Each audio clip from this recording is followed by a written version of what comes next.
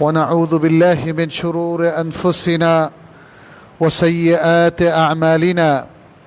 من يهده الله فلا مضل له ومن يضلل فلا هادي له، وأشهد أن لا إله إلا الله وحده لا شريك له، وأشهد أن محمدا عبد الله ورسوله.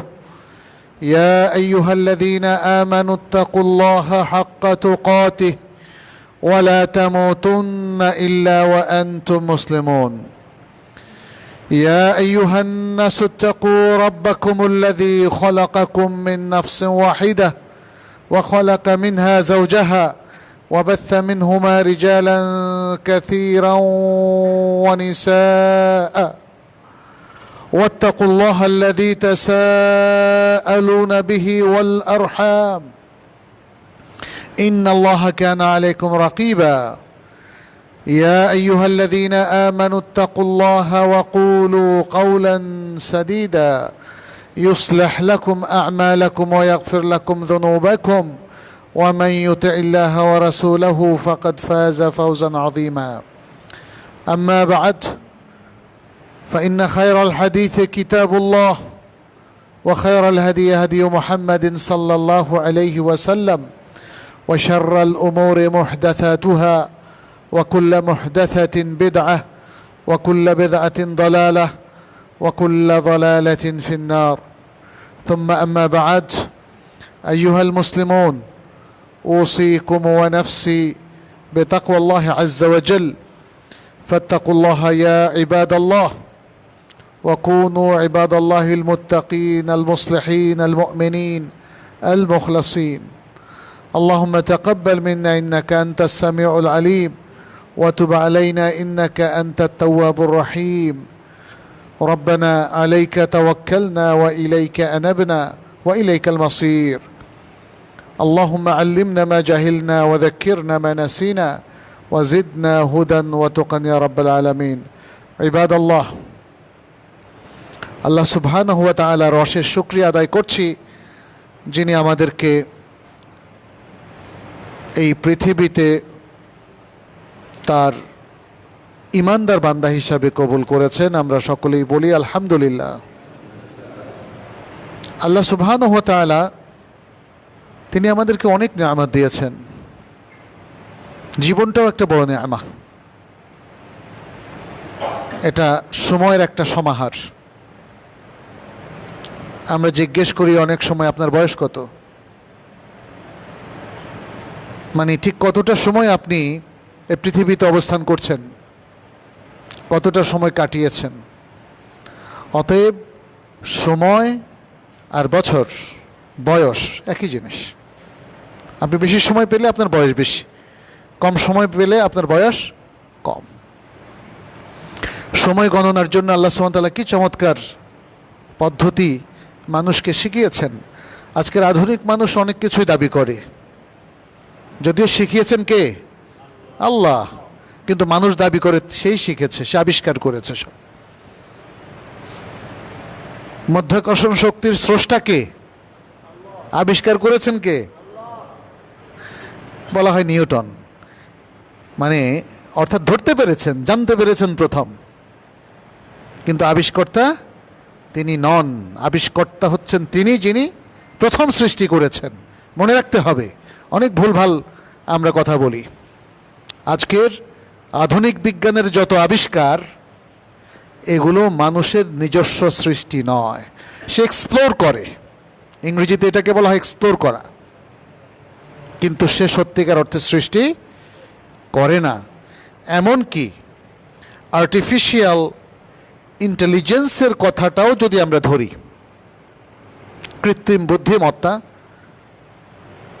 এটারও মূল স্রষ্টা আল্লাহ। মানুষ শুধু কিছু সফটওয়্যারের মাধ্যমে এমন একটা জিনিস সাজিয়েছে। যাই হোক, এটা একটা বিশাল আলোচনা। আল্লাহ সুবহানাহু ওয়া তাআলা আমাদেরকে সময়ের গণনা শিখিয়েছেন। কয়েক মোমেন্ট নিয়ে হয় একটা মিনিট, কয়েক মিনিট নিয়ে হয় ঘন্টা, আবার কয়েক ঘন্টা নিয়ে হয় দিন, তারপরে সপ্তাহ, মাস এবং বছর। এই পরিক্রমার মধ্যে আমাদের জীবনের অনেক কিছু নির্ভর করে। বেলা 10:30 পরীক্ষা স্টার্ট হবে, সুতরাং আপনাকে ঘড়ির কাঁটার সাথে পরিচিত হতেই হবে, তাই না? শুধু একটা জিনিসে আমরা ঘড়ির কাঁটা ধরতে পারি না, সেটা হচ্ছে আমাদের মৃত্যু। ঠিক কোন দিন, কোন তারিখে, কোন মাসে, কোন বছরে কার মৃত্যু হবে কেউ আমরা জানি না। জানলে কিন্তু বিপদ, জানলে আসলে অনেক বিপদ। কি বিপদ হতে পারতো সে আলোচনা আজকে আমরা করব না। আমরা আলোচনা করব যে আমরা একটা বৎসর পার হয়ে আসলাম। কি বছর সেটা?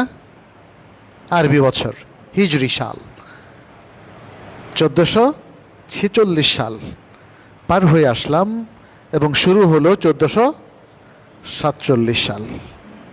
মুহররম মাস চলছে এখন, সামনে আশুরা। এই যে বৎসরের পরিক্রমণ, একটা বৎসর, একটা সাল আমরা পার হয়ে আসলাম, আর একটা নতুন সাল আমরা শুরু করলাম। দেখেন, মুসলিম আর অমুসলিমের মধ্যে পার্থক্য অনেক। মুসলিম একটা সাল শেষ করে হজ দিয়ে, কি চমৎকার, তাই না? আল্লাহু আকবার। শেষ মাসের প্রথম 10টা দিন হচ্ছে পৃথিবীর শ্রেষ্ঠ 10 দিন, এবং ইয়ামুন নাহার হচ্ছে পৃথিবীর শ্রেষ্ঠতম দিন। শুধু তাই না, আরবি সালটাকে আমরা বিদায় জানাই। এই সালের শেষ 2টো মাস হারাম মাস, যুলকায়দা এবং যুলহিজ্জাহ।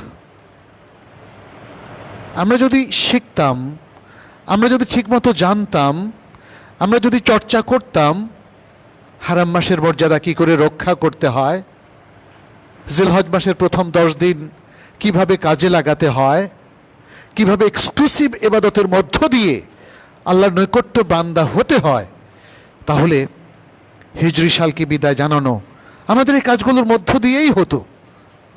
অনেকেই সেটা এখনও করেন, আলহামদুলিল্লাহ। বাট আমাদের তরুণ প্রজন্ম, আমাদের প্রিয়জনেরা, আমাদের প্রশাসনিক কর্মকর্তারা, আমাদের দেশ যারা চালান, তারা কি এগুলো করছে?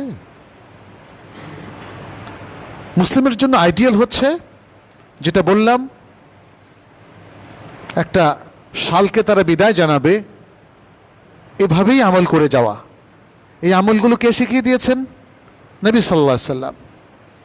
এটা ওহির ইনস্ট্রাকশন শিখিয়ে দিয়েছেন কে? নবী সাল্লাল্লাহু আলাইহি সাল্লাম। কিন্তু আমাদের আরেকটা কালচার দেখেন, যেটা মানুষ তৈরি করেছে, সেগুলো কিন্তু ওহির মারফত আসে নাই। সেগুলো মানুষ কৃত্রিম, যেহেতু তারা এখন সব কৃত্রিম জিনিস পছন্দ করে। এখন দেখলাম যে আর্টিকেল লিখে ফেলে চ্যাট জিপিটি দিয়ে। একজন বলল যে ভাই আমাকে চিঠি ড্রাফট করলাম, তাও চ্যাট জিপিটি দিয়ে, অথবা এরকম কোনো আর্টিফিশিয়াল সফটওয়্যার দিয়ে সব চলছে। এখন আমাদের ইবাদত অনুষ্ঠান, আনন্দ অনুষ্ঠান সব কিছু কৃত্রিম। আপনি বাংলা সাল চৈত্র সংক্রান্তির অনুষ্ঠান দিয়ে বিদায় জানাচ্ছেন। আপনি ইংরেজি সাল 31st নাইট উদযাপন করে বিদায় জানাচ্ছেন। আপনি নতুন বাংলা সালকে পহেলা বৈশাখের গ্রিটিংস দিয়ে এবং আরও নানা রকম কৃষ্টি কালচার দিয়ে চালু করেছেন। আর ইংরেজরাও কীরকম চালু করেছে, আপনারা যদি তাদের ওই দিনটা কোনো আমেরিকান অথবা কানাডিয়ান ইউনিভার্সিটি শহরে থাকতেন তাহলে দেখতেন।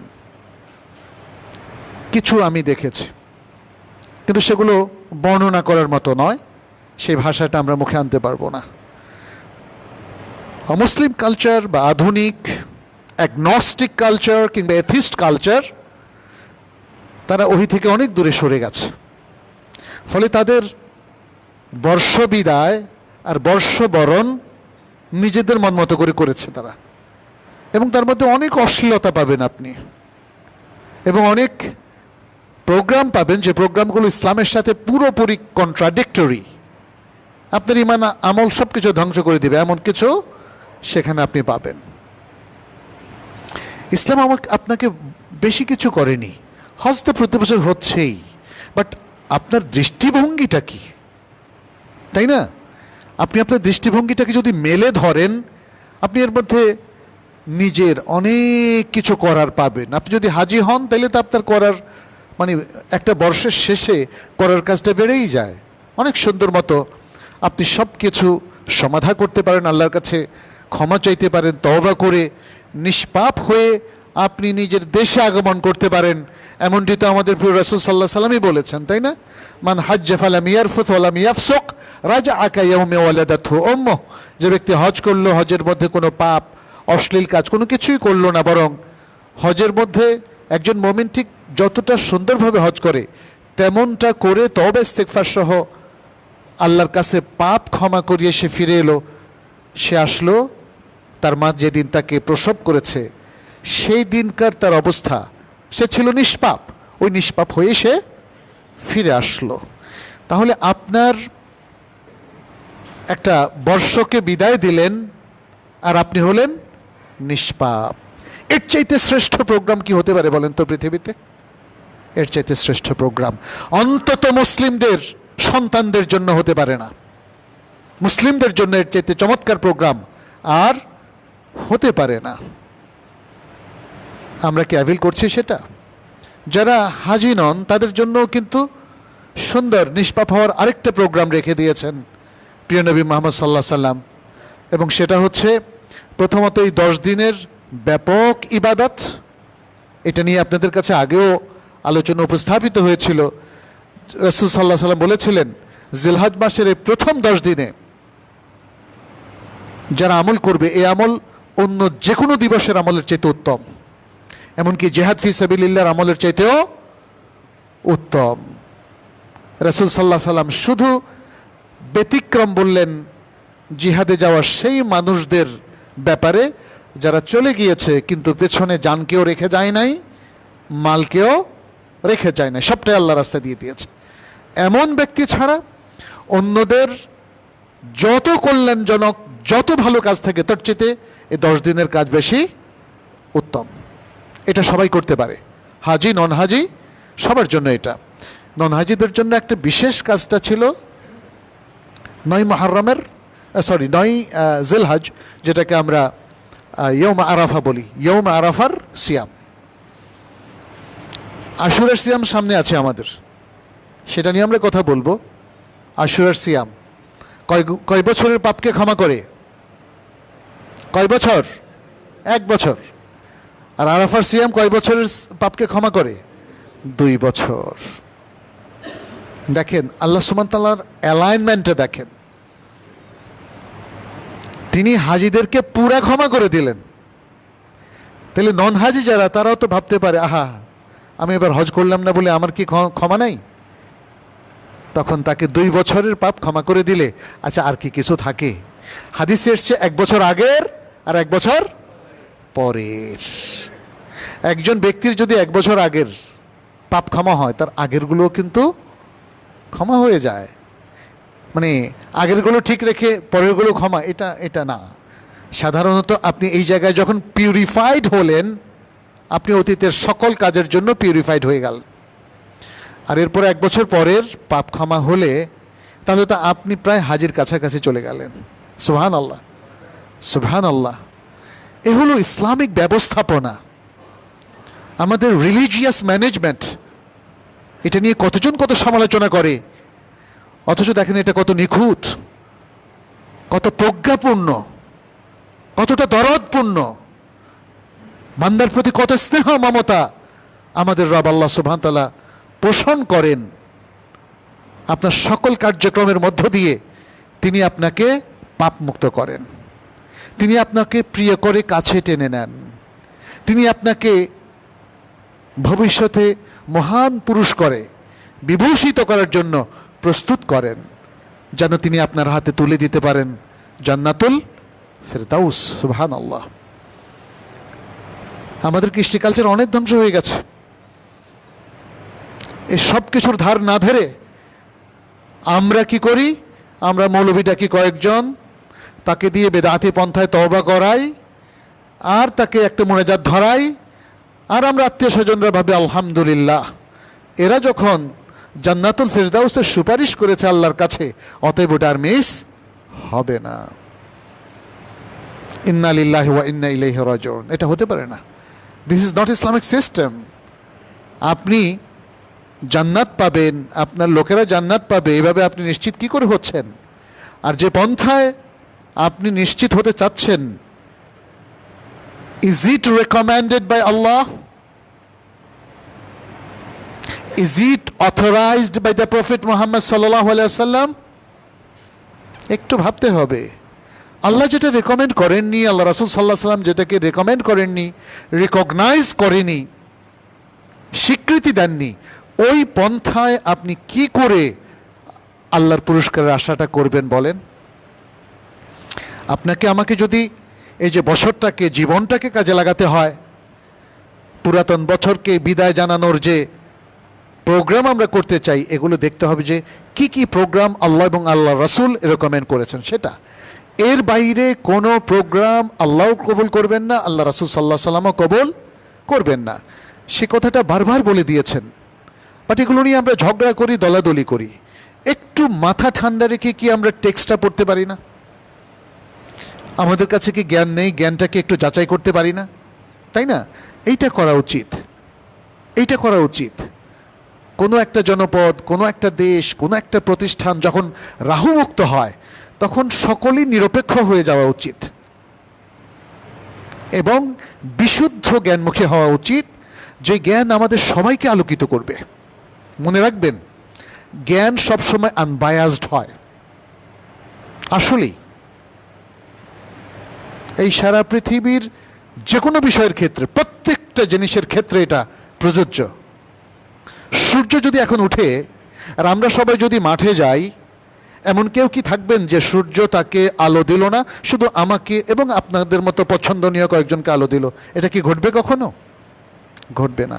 বাতাস যখন প্রবাহিত হয়, সবার গায়ে কি বাতাসটা ছুঁয়ে যাবে না? ছুঁয়ে যাবে। This is the system of আল্লাহ। অতএব মনে রাখবেন, আল্লাহর সিস্টেমকে অ্যাভেল করলেই আল্লাহর রিওয়ার্ডটাকে আপনি পাবেন। আর যদি আল্লাহর সিস্টেমটাকে আপনি ইগনোর করেন, রিজেক্ট করেন, তাহলে আল্লাহর নিয়ম অনুযায়ী আপনি আল্লাহর কাছে রিওয়ার্ড এবং সওয়াব এবং পুরস্কার পাবেন না। সময়কে কাজে লাগানো এই জন্যই প্রয়োজন, এবং অথরাইজড ওয়েতে, বিশুদ্ধ পথে, পন্থায় আপনাকে সময় কাজে লাগাতে হবে। আমরা যদি নতুন বছরের গ্রিটিংসের মধ্যে আসি, যে একটা নতুন বছর কি করে কাজে লাগাবে একজন মুসলিম, আমরা দেখেছি বাংলা সং, তাই না, যেটা 14 এপ্রিল, পহেলা বৈশাখ। আমাদের দেশে অনেকেই এটাকে একটা আধুনিক প্রক্রিয়ায় এবং অনেক কিছু হিন্দুয়ানা কৃষ্টি কালচারকে মিক্স করে তারা এই নববর্ষ পালন করে। ইংরেজি নববর্ষের কথা একটু আগেই বললাম। আমি একটা ইউনিভার্সিটি ভিজিট করেছিলাম নর্থ আমেরিকাতে, এবং সেখানে ছাত্রদের কাছে, বাঙালি ছাত্রদের কাছে যা শুনেছি, আমি একদিন পরে গিয়েছিলাম, সম্ভবত জানুয়ারি 2 তারিখ। বলে, স্যার যদি 24 ঘন্টা আগে আসতেন দেখতেন এখানে কি হচ্ছে। এছাড়া আরও অনেক কিছু হয়। আমাদের দেশেও কিন্তু কম না, আমাদের দেশে নিরাপত্তা বাহিনীকে নামতে হয় 31st নাইটে, তাই না? এটা করা যাবে না, ওটা করা যাবে না, এই সেই, তারা সব কিছু পাহারা দেয়।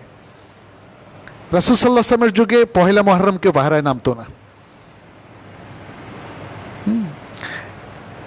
মানে একটা শুধু দুঃখের বিষয় যেটা লক্ষ্য করছি, সেটা হচ্ছে বাংলা সালের 1ম তারিখ, ইংরেজি সালের 1ম তারিখের আদলে এখন অনেকেই মহররম মাসের 1ম তারিখ উদযাপন করার প্রস্তাবনা করছেন, সেমিনার করছেন। বলছেন যে তারা নববর্ষ পালন করছে অন ইসলামিকভাবে, আমরা হিজরি নববর্ষ পালন করব ইসলামিকভাবে। তো ইসলাম তো নববর্ষকে আসলে এইভাবে উৎসব পালনকে রেকমেন্ড করেন নাই, কিন্তু নববর্ষর শুরুতে যে কাজগুলো আছে আপনি সেগুলোই করেন না। আল্লাহ সুবহানাহু ওয়া তাআলা মুহররম মাসকেও কিন্তু হারাম মাস হিসাবে ঘোষণা করেছেন। মনে রাখেন, মুহররম মাস একটা হারাম মাস। 3টা মাস পর পর হারাম মাস, যুলকায়দা, যুলহিজ্জা এবং মুহররম। দেখেন এই হারাম মাস, মর্যাদাপূর্ণ মাস, এখানে আল্লাহ এবং আল্লাহর রাসূলের রেকমেন্ড করা কাজের বাইরে কিচ্ছু করা যাবে না। So be careful. বছরের শেষ এবং নতুন বছরের শুরু কি করবেন? আল্লাহ এবং রাসূল সাল্লাল্লাহু আলাইহি ওয়াসাল্লাম যা রেকমেন্ড করেছে সেটাই করবেন, এর বাইরে কিছু করার সুযোগ নেই। মুহররম মাস হিজরি সালের প্রথম মাস। তাহলে এখানে কি করণীয় আছে? প্রথমত, এটা অতীব সম্মানিত মাস, এর সম্মান রক্ষা করবেন আপনি। আপনার জন্য করণীয় হচ্ছে মুহররম মাসের সম্মান রক্ষা করা এবং এই মাসে কোনো ধরনের পাপে লিপ্ত না হওয়া, পাপ চিন্তা না করা। আপনি যখনই এই মাসে কোনো পাপ করবেন, এই মাসের সম্মানকে আপনি ক্ষুণ্ণ করবেন। এভাবে নিজেকে একজন পবিত্র মানুষ হিসাবে আপনি নিশ্চিত করবেন যে আপনি এই মাসে অবস্থান করছেন। এক।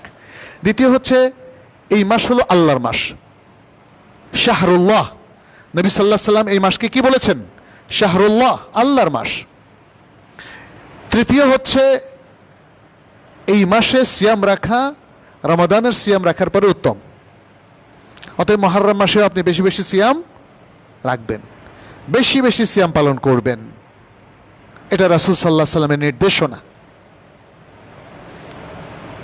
এই মাসের আরেকটা বড় কাজ হচ্ছে এই মাসের প্রথম দশকে, প্রথম 10 দিনের মধ্যে আপনি 2টো সিয়াম রাখবেন, উত্তম সেটা। প্রথম সিয়ামটা কবে, কয় তারিখে? 9 মুহররম। প্রথম সিয়ামটা হলো 9 মুহররম। দ্বিতীয় সিয়ামটা 10 মুহররম। 10 মুহররমকে কি বলা হয়? আশুরা। আশুরা, আশুরা তো আমরা জানি। আশুরা, দেখেন ইতিহাসের লেখকদের মধ্যে কেউ কেউ আমাদেরকে একটু মিসগাইড করেছে।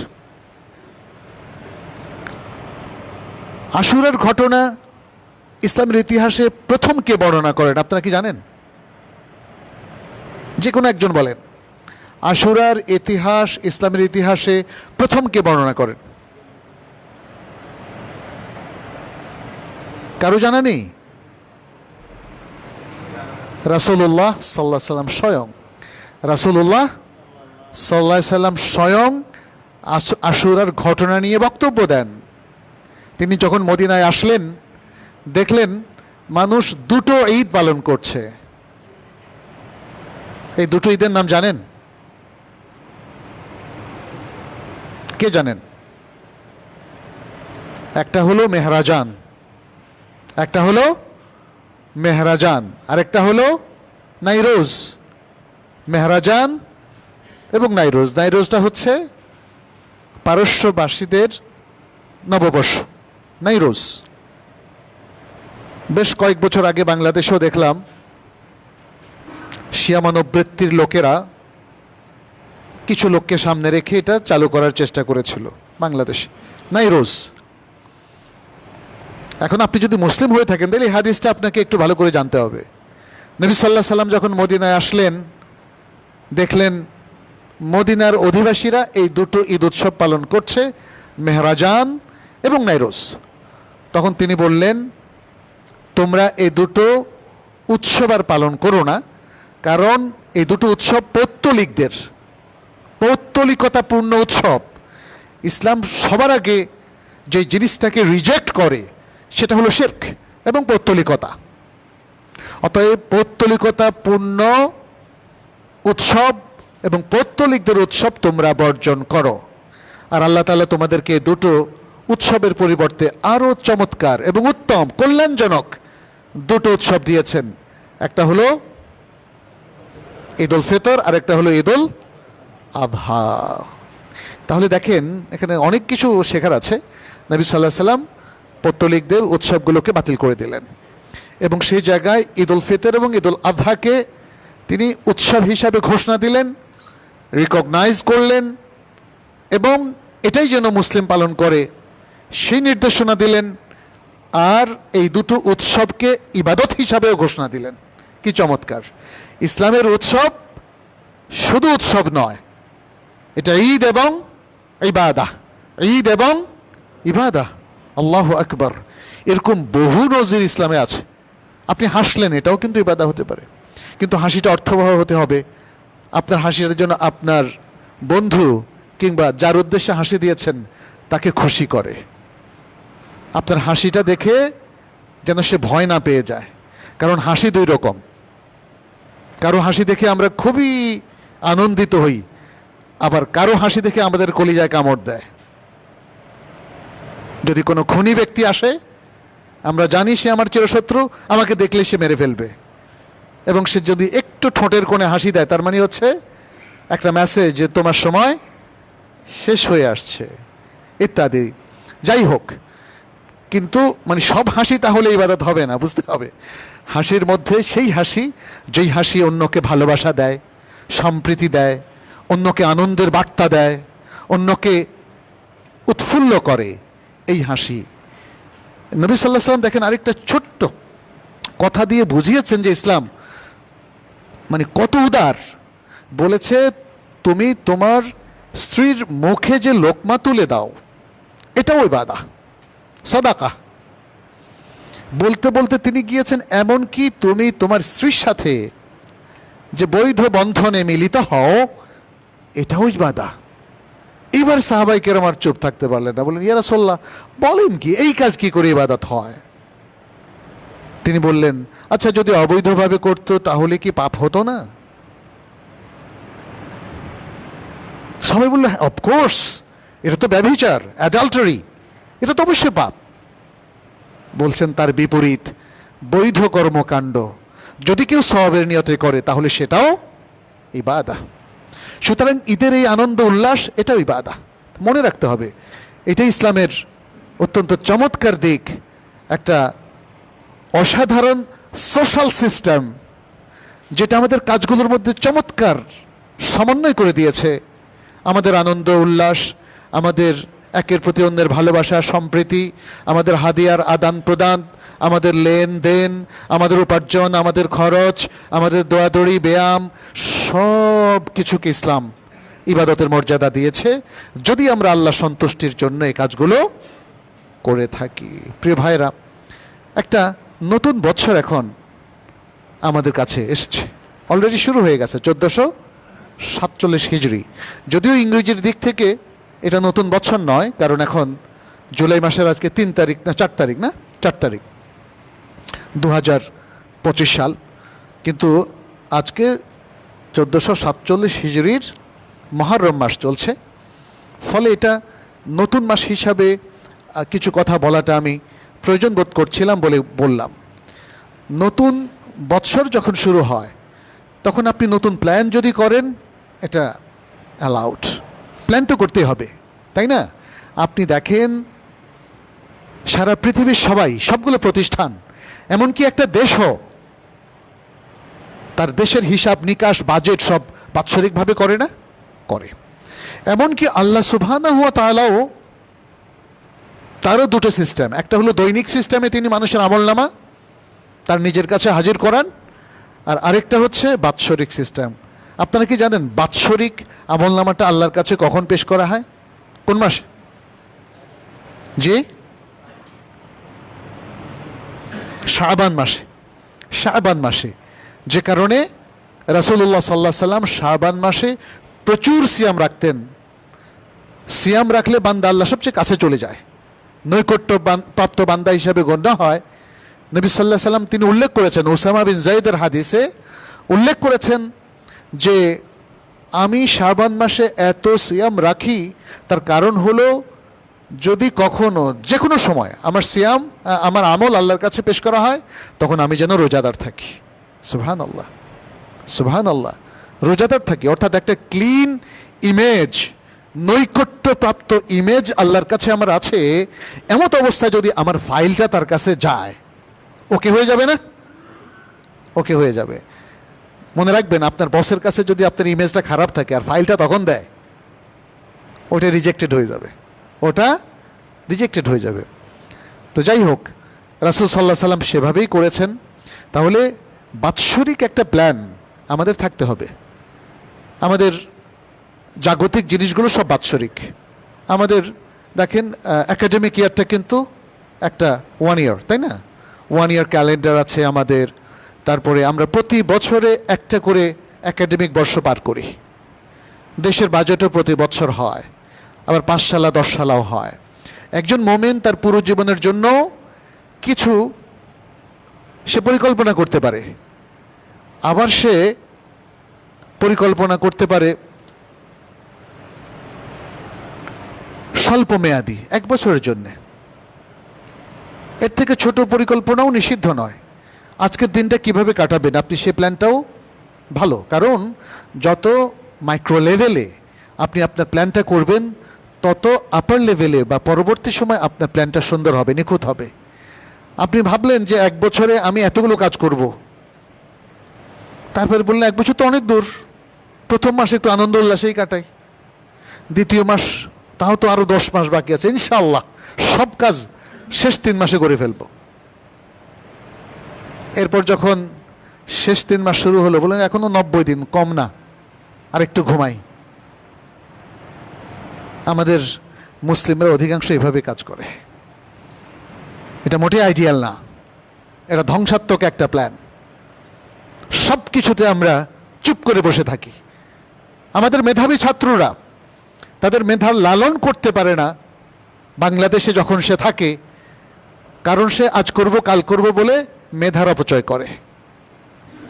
কিন্তু এই স্টুডেন্টটি যখন ইউরোপ, আমেরিকা, মধ্যপ্রাচ্যে চলে যায়, তখন তাকে আমরা দেখি অনেক বড় কন্ট্রিবিউটর, অনেক বড় মেধাবী। আমাদের বাংলাদেশে তো এখন প্রায় 20 কোটির মতো মানুষ আছে, এর মধ্যে লাখ লাখ মেধাবী তরুণ আছে, তরুণী আছে, কোনো সন্দেহ নাই। কিন্তু তাদের মেধার স্ফুরণটা হচ্ছে না কেন? মেধাটা প্রকাশ পাচ্ছে না কেন? আমরা ভালো কিছু সব কিছু শুনি, সুবর্ণ আইজ্যাক বাড়ি সে নিউ ইয়র্কে থাকে, তো বাংলাদেশে সুবর্ণ কোথায়? আমাদের মেধাগুলো বিদেশে সেটা প্রকাশিত, বিকশিত হওয়ার সুযোগ পায়, আর আমরা এদেরকে লালন করতেও শিখি নাই। আর যদি অতি মেধাবী দেখি, আমরা ওকে অতি চালাক মনে করে ইগনোর করি। এটা ঠিক না। আমাদের প্ল্যানগুলো সুন্দর হওয়া উচিত। আমাদের প্ল্যানগুলো ব্যক্তিগত পর্যায়ে যেমন হওয়া উচিত, পারিবারিক পর্যায়ে হওয়া উচিত। এবং এই প্ল্যানগুলোর মধ্যে আমি বলি আপনাদেরকে সময় শেষের দিকে, আমাদের প্ল্যানগুলো হওয়া উচিত প্রথমে আত্মগঠন। আত্মগঠন, আমাদের শিক্ষা প্রতিষ্ঠানও আমাদের আত্মগঠনে সাহায্য করে, কিন্তু এখনকার আধুনিক শিক্ষা প্রতিষ্ঠানগুলো আমাদের ক্যারিয়ারটাকে বেশি বিকশিত করতে চায়। অর্থাৎ কিভাবে মানি মেক করবো বেশি, আমাদের ক্যারিয়ারটা সে ওরিয়েন্টেড। এবং এটা একটা ডিজাস্টার তৈরি করে ফেলেছে। আমাদের মানে লোভের দিগন্তকে অনেক বেশি বিশাল করে ফেলেছে, ফলে হালাল হারাম আর বাছবিচার একদমই হয় না। কিন্তু একজন মুসলিম হিসাবে, মুসলিম তরুণ হিসাবে, মুসলিম ব্যক্তি হিসাবে আমার মনে হয় এই জায়গায় আমাদের একটু কোরআন হাদিসের দিকে ফিরে আসা উচিত, যে what is the Quranic formula to make a plan, and what is the instruction of our Prophet Muhammad sallallahu alaihi wasallam to make a lifelong plan. এভাবে আমরা একটু চিন্তা করতে পারি। নবী সাল্লাল্লাহু আলাইহি সাল্লাম ভাববেন না উনি প্ল্যান ছাড়াই আল্লাহর ইঙ্গিতেই এই সাফল্য অর্জন করেছেন। নো, আপনারা যদি তার সিরাতটা ভালো করে পড়েন, তার মাক্কি জীবনের প্রত্যেকটা কাজে যেমন প্ল্যান ছিল, সেই প্ল্যান অনুযায়ী তার প্রোগ্রাম সূচি তিনি বাস্তবায়ন করতেন। মদিনা আসার পরে এটা আরও সূক্ষ্মভাবে প্ল্যান করা হলো। আপনারা মদিনা চার্টারটা পড়ে দেখেন, মদিনা চার্টার যেটা, মদিনা সনদ বলা হয় এটাকে।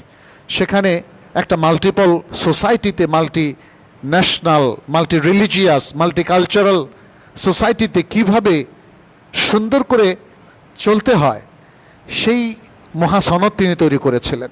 পৃথিবীর ইতিহাসে প্রথম সংবিধান। নবী সাল্লাল্লাহু আলাইহি সাল্লাম প্ল্যান ছাড়া চলতেন না। এবং তিনি তার যদি যুদ্ধের স্ট্র্যাটেজিগুলো দেখেন, বদর, ওহুদ, খন্দক, তাবুক, হুনাইন, গাজওয়াতে তায়েফ ইত্যাদি, প্রত্যেকটার স্ট্র্যাটেজি ইউনিক এবং খুব প্রোগ্রেসিভ, স্ট্রং। আন্দাজে কাঁচা হাতের কোনো কাজ সেখানে ছিল না। তিনি একদিকে যেমন অনেক যুদ্ধে সহজ বিজয় নিশ্চিত করেছিলেন, অনেক যুদ্ধে তিনি কঠিন বিপর্যয় পড়েছেন। এর মধ্যে একটা ছিল হুনাইন যুদ্ধ এবং আরেকটা ছিল উহুদের যুদ্ধ, দ্বিতীয় যুদ্ধটাই। কি পরিমাণ বিপর্যয় পড়েছিলেন তিনি দেখেছেন আপনারা। বাট এই বিপর্যয়টাকে কতটা ধৈর্য স্থৈর্য বুদ্ধিমত্তার সাথে কাটিয়ে উঠেছেন। আজকে এই শিক্ষাগুলো তো আমরা নিচ্ছি না। আজকে জাতীয় উন্নয়নের জন্য এই শিক্ষাগুলো প্রয়োজন, কিন্তু জাতীয় উন্নয়ন কি করে হবে যদি ব্যক্তি উন্নয়ন না হয়? ব্যক্তি যদি তার উন্নয়নের জন্য নতুন বছরের প্ল্যান প্রোগ্রাম নিতে ব্যর্থ হয়, উল্টাপাল্টা আবোল তাবোল পদ্ধতিতে নেয়, তাহলে তো ব্যক্তি সফল হবে না। ব্যক্তি সফল না হলে পরিবার সফল হবে না, পরিবার সফল না হলে সমাজ সফল হবে না, আর সমাজ সফল না হলে দেশও সফল হবে না। প্রিয় ভাইরা, মনে রাখতে হবে, একদম রুট লেভেল থেকে সাফল্য তার যাত্রা শুরু করতে হবে। এবং একজন ব্যক্তির উন্নয়ন তার জীবনের শুরু থেকে শুরু করতে হবে। শৈশব খুব গুরুত্বপূর্ণ, কৈশোর খুব গুরুত্বপূর্ণ, তারুণ্য সবচেয়ে গুরুত্বপূর্ণ। সেই সময়গুলোর প্ল্যান কিভাবে করছি আমরা কোনো তরুণকে দেখি তারা ইয়াবা দিয়ে প্ল্যান করছে, কোনো তরুণ প্ল্যান করছে কিভাবে ছিনতাই করা যাবে, কোনো তরুণ প্ল্যান করছে ফাঁকি দিয়ে কিভাবে ভালো রেজাল্ট করা যাবে। এই প্ল্যানটা তো ব্যর্থতার দিকে যে নিয়ে যাবে কোনো সন্দেহ আছে? কোনো সন্দেহ নেই। আমাদেরকে খুব সাহসী এবং সৎ প্ল্যান করতে হবে, যেখানে ইয়াবা, তামাক, সিগারেট, বদস্বভাব, জেনা, ব্যভিচার, মদ, খারাপ আড্ডা, অশ্লীলতা এসবের কোনো স্থান নাই। এগুলো থেকে মুক্ত হয়ে আদর্শবাদী হয়ে যদি আমরা প্রোডাক্টিভ মুসলিম হিসাবে নিজেদেরকে গড়ে তুলতে পারি, শুধু তখনই ব্যক্তির উন্নয়ন হবে, পরিবারের উন্নয়ন হবে, জাতির উন্নয়ন হবে, দেশের উন্নয়ন হবে। আমি আশা করব বিগত বছরের ভুলগুলো আমরা একটু পর্যালোচনা করি, কি ত্রুটি আছে। কারণ একাধিক মনীষী আমাদেরকে বলেছেন আল্লাহর সামনে বিশাল হিসাবের আগে তুমি নিজের হিসাব নাও। আমরা জানি অডিটের ক্ষেত্রে ইন্টারনাল অডিট হয়, তারপর এক্সটার্নাল অডিট, তাই না? প্রথম অডিটটায় সব কিছু একটু গুছিয়ে আনা হয়। আপনি আপনার প্রথম প্ল্যান করেন এবং নিজেকে একটু অডিট করেন, তাহলে যেদিন আল্লাহ আপনার হিসাব নেবেন সেদিন হয়তো অনেক কিছুই সুন্দরভাবে উপস্থাপন করতে পারবেন। নতুন হিজরি বর্ষে এটা হোক আমাদের প্রত্যয়, এবং এভাবেই যেন আমরা পথ চলতে পারি আল্লাহর কাছে, সে দোয়া করছি। هذا وصلوا وسلموا على نبينا محمد وأقول قولي هذا وأستغفر الله لي ولكم ولسائر المسلمين فاستغفروه إنه هو الغفور الرحيم.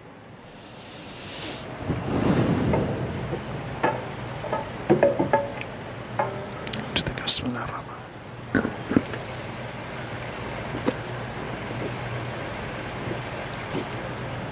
شكرا.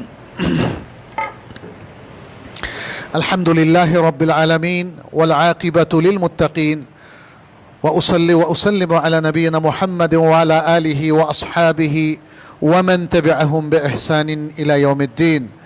أيها المسلمون اتقوا الله واتبعوا سنة نبيكم وكونوا عباد الله الصادقين. نسأل الله سبحانه أن يجعلنا وإياكم من عباده المتقين ومن عباده المؤمنين المخلصين ومن عباده المقربين. اللهم اغفر لنا جميع السيئات وتقبل منا إنك أنت السميع العليم وتب علينا إنك أنت التواب الرحيم. عباد الله, আল্লাহ সুবহানাহু ওয়া তাআলা আমাদের যত নিয়ামত দিয়েছেন, আসুন প্রত্যেকটা নিয়ামতকে আমরা প্রথমত উপলব্ধি করি এবং এগুলোকে কাজে লাগাই। আমরা যদি আমাদের জীবনের সময় বা পুরো জীবনটাকে কাজে লাগাতে চাই, তাহলে নিয়ামতকেও কাজে লাগাতে হবে। আল্লাহ আমাদের চোখ দিয়েছেন, এই চোখটা শুধু বৈধ কাজেই আমরা ব্যয় করি। মেধা দিয়েছেন, এই মেধাটা আল্লাহ এবং রসুলের পথে মানব কল্যাণে আমরা ব্যয় করি। যেগুলো নিষেধ করেছেন সেগুলোর দিকে আমরা অগ্রসর না হই। আল্লাহ আমাদের হাত দিয়েছেন, পা দিয়েছেন, আরও কত অঙ্গ প্রত্যঙ্গ দিয়েছেন, এগুলোর সদ্ব্যবহারের মধ্যেই মানব কল্যাণ নিহত। কল্যাণ শুধু তো অন্যের জন্য নয়, নিজের জন্যও, নিজের জন্যে, নিজের বাবা মায়ের জন্যে, পরিবারের জন্যে, সমাজের জন্যে, রাষ্ট্রের জন্য, বিশ্ব মানবতার জন্যে। আজ মানুষ বড়ই পথহারা। পথহারা বলেই অতি স্বার্থপর মানুষে অধিকাংশ মানুষ পরিণত হয়েছে। এক ধর্ম আরেক ধর্মের উপর যে আক্রমণ আপনারা লক্ষ্য করছেন, এটা অধিক স্বার্থপরতার কারণে। বিবেকবান মানুষও আছে, কিন্তু তাদের সংখ্যা কমে গেছে। আজকে ফিলিস্তিনের যে যুদ্ধ আমরা দেখতে পাচ্ছি, এটা তো যুদ্ধ নয়, এটা ওয়ান সাইডেড আক্রমণ আমরা বলতে পারি। গাজার মুসলিমদেরকে যেভাবে নিধন করে দেওয়া হচ্ছে, প্রতিদিন শত শত হাজার হাজার মানুষকে হত্যা করা হচ্ছে, বিশ্ব বিবেক এখানে নীরব। এতে বোঝা যায় আজকের আধুনিক শিক্ষার ফলাফল খুবই খারাপ। শিক্ষা মানুষের মধ্যে মানবিকতার যে উৎপাদন, সেটি করছে না। সবাই চুপ থাকছে, অন্যায়কে মেনে নিচ্ছে এবং নিজেদের লোকালয়েও একটা চমৎকার বিকল্প, সুন্দর পরিবেশ, আল্লাভীরু পরিবেশ, এই কাজগুলো করছে না। প্রিয় ভাইরা, আল্লাহ আমাদের সামনে যে দিনগুলো রেখেছেন, যে বয়সটুকু রেখেছেন, আসুন অন্তত যে যতটুকু জীবন পাই ভালো কাজ করি আমরা। ভালো কাজের কোনো বিকল্প নেই। আমাদের চোখের সামনে কত মানুষ মারা যাচ্ছে, হঠাৎ হঠাৎ করে মানুষ মারা যাচ্ছে। আপনিও মারা যাবেন, আমিও মারা যাব। তারপর কি হবে সেটি নিয়ে একটু ভাবুন। যারা আল্লাহতে বিশ্বাস করে না তাদের মতো ভাববেন না প্লিজ। যারা পরকালে বিশ্বাস করে না তাদের দ্বারা প্রভাবিত হবেন না প্লিজ। যদি আপনি সত্যিকার অর্থে আল্লাহতে বিশ্বাসী হন আর পরকালে বিশ্বাসী হন, তাহলে আপনার জন্য কমপ্লিট, খুবই এক্সিলেন্ট প্রেসক্রিপশন কোরআন এবং সুন্নাহ দিয়ে দিয়েছে। আপনি এর থেকে বিচ্যুত হবেন না। এ পাশের লোক ওই পাশের লোকের কথা শুনবেন না। আমরা যখন বিশ্বাস করি আল্লাহ আমাদের সবচেয়ে ভালো বন্ধু, নিঃস্বার্থ বন্ধু, বিশ্বস্ত বন্ধু, এবং তিনি কখনোই আমাদেরকে জুলুম করবেন না, আমাদেরকে ধোঁকা দিবেন না, আমাদের সাথে মিথ্যা কথা বলবেন না, বরং তিনিই হচ্ছেন আসদাকুস সাদিকিন, মহাসত্যবাদী। অতএব তার পথেই আমাদেরকে চলতে হবে, তার পথেই আমাদেরকে চলতে হবে। তার কোনো ভুল, বিচ্যুত, বিভ্রান্ত বান্দার কথা শুনবেন না প্লিজ। আল্লাহ সবচেয়ে নিকটতম বান্দা হচ্ছেন তার প্রিয় রাসূল শেষ নবী মুহাম্মদ সাল্লাল্লাহু আলাইহি ওয়াসাল্লাম। আল্লাহ সুবহানাহু ওয়া তাআলা তাকে দায়িত্ব দিয়েছেন মানবতাকে পথ দেখানোর, তিনি দেখিয়েছেন। তিনি কি সঠিকভাবে দেখিয়েছেন? অবশ্যই দেখিয়েছেন। তাহলে আর কোনো দ্বিধাদ্বন্দ্ব নয়, আমরা আল্লাহর কথা শুনব এবং রাসূলুল্লাহ সাল্লাল্লাহু আলাইহি সাল্লামের পথে চলব। এই হোক আমাদের এই বছরের অঙ্গীকার, বরং সারা জীবনের অঙ্গীকার। যদি কোনো ভুল করে থাকি অথবা ভুল বক্তব্য আমরা দিয়ে থাকি, আল্লাহ যেন আমাদের সবাইকে ক্ষমা করে দেন। আমাদের জীবনের ভুল আমলগুলোর জন্য আমরা আল্লাহর কাছে ক্ষমা চাই। আল্লাহ, তুমি আমাদের জীবনের সকল গুনাহ খাতা ক্ষমা করে দাও, মাফ করে দাও, আমাদেরকে নিষ্পাপ করে দাও। জাতির কল্যাণে, মানবতার কল্যাণে, মুসলিম উম্মার কল্যাণে আমাদের সবাইকে কবুল করো। ইয়া আল্লাহ, আমাদের মধ্যে যারা অসুস্থ তাদেরকে সুস্থ করে দাও। আমাদের মধ্যে যারা বিভিন্ন সমস্যায় রয়েছে, বিভিন্ন মুসিবতের মধ্যে রয়েছে, কষ্টে বেদনার মধ্যে রয়েছে, আল্লাহ তুমি তাদের মুসিবত, কষ্ট, বেদনা, সমস্যা দূর করে দাও। ইয়া আল্লাহ, তুমি আমাদের দেশে বারাকা দাও। ইয়া আল্লাহ, তুমি দেশকে রাহুমুক্ত করেছ। এখন দরকার দেশের যারা সত্যিকার মর্দে মুমিন এবং দিনদার সৎ মানুষ, তাদের রাজত্ব যেন কায়েম হয়। আল্লাহ, তারা যেন নেতৃত্বে চলে আসেন। আমাদের সকল প্রতিষ্ঠান, দেশের সকল কিছু যেন সুন্দরভাবে পরিচালিত হয়। আল্লাহ, তোমার কাছে আমরা সেই তৌফিক কামনা করছি। আমরা তৌফিক কামনা করছি দ্বীনের পথে নির্বিঘ্নে যেন আমরা চলতে পারি, দ্বীনের কথা নির্বিঘ্নে যেন আমরা বলতে পারি। আমরা তৌফিক কামনা করছি দ্বীনের প্রচার, প্রসার এবং দাওয়াহ যেন আমরা নির্বিঘ্নে দিতে পারি। তাকাব্বাল মিন্না ইন্নাকা আনতাস সামিউল আলিম ওয়া তুব আলাইনা ইন্নাকা আনতাত তাওয়াবুর রহিম। ইবাদাল্লাহ, ইন্নাল্লাহা ইয়া'মুরু বিল আদলি ওয়াল ইহসান।